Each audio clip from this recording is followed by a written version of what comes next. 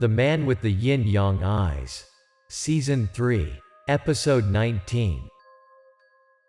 While crossing the river to find the snake tribe, Big D and I were chased by a giant snake. We had no choice but to flee into the forest. But bad luck keeps haunting us. While running away from the snake, Big D and I fell off a cliff. While falling, we noticed that this cliff was not very high.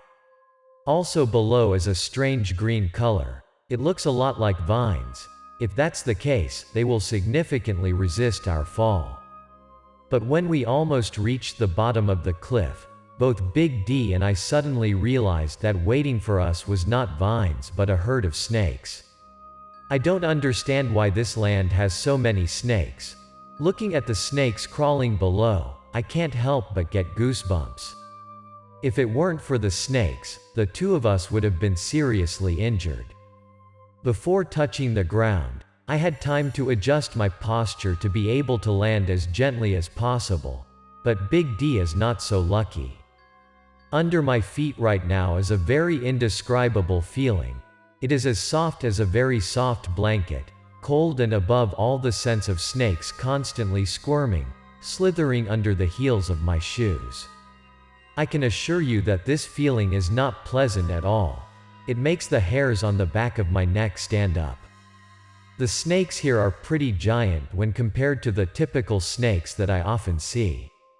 But when compared to the two snakes we had just faced, I knew that these snakes had only come out of their eggs not long ago. Although very small, these snakes were highly aggressive. These traits seem to be embedded in their genes. Freshly born, they already have the skills to attack their prey. Facing our intruder, the snakes kept attacking, making me have to dodge hard. Around me, dozens of snakes have been destroyed, but also because of that, other snakes constantly huddled together. It was the smell of blood that attracted them. Before we came here, we expected a situation like this, so I went back to calling Big D. "Hey, where's the snake medicine that I gave you? Hurry up and get rid of these snakes. I can't hold out much longer." But when I saw Big D's condition, I almost couldn't speak anymore. Around Big D right now are dozens of snakes that are constantly crawling on him. Big D wouldn't even dare to move, let alone attack the snakes. But when I saw Big D's condition, I almost couldn't speak anymore. Around Big D right now are dozens of snakes that are constantly crawling on him. Big D wouldn't even dare to move, let alone fight back against the snakes. Still engrossed in fending off the onslaught of snakes, Big D's scream startled me. I immediately turned around, my heart filled with anxiety. The thing I feared the most had finally come. But when I turned around, the scene before me made me not know whether to laugh or cry. It is true that someone was bitten, but not Big D. The one who was bitten was the snake. At this moment, Big D is using all his strength to bite the snake's body. The blood from the snake's body flowed around, creating a rather horror scene. There is one thing that you already know. Once your life is in danger, Big D will unleash an incredible power. This time too, Big D no longer kept his original immobilization strategy. Instead, he charged into the snakes with great force. Without any weapons, with only his fat hands, Big D ripped apart countless snakes that were trying to crawl on him. After getting the backpack, Big D only jumped 2 more times to get out of the snake's nest. Having just escaped from the snake's nest, Big D immediately opened his backpack and searched for the snake medicine box. But in times of danger, what is sought is often not found. Big D is the same now. He can't help but be annoyed. Big D swears a few times and tries to remember where he left the potion in the corner. Big D finally found the potion before the situation got worse. Immediately he threw some medicine to me, now trapped in the encirclement of snakes. Without hesitation, I immediately sprinkled the snake medicine powder around. This is a special potion created by the wizard to ward off snakes. Before leaving, He prepared for us in case we needed it. Sure enough, this suit worked. As soon as this powder was sprinkled on me, the snakes under my feet writhed away. It's like I'm pouring boiling water over them. Just like that, I formed a small path to leave the snake's nest without encountering any further obstacles. At this point, Big D has regained his composure. The careless attitude from before is no longer there.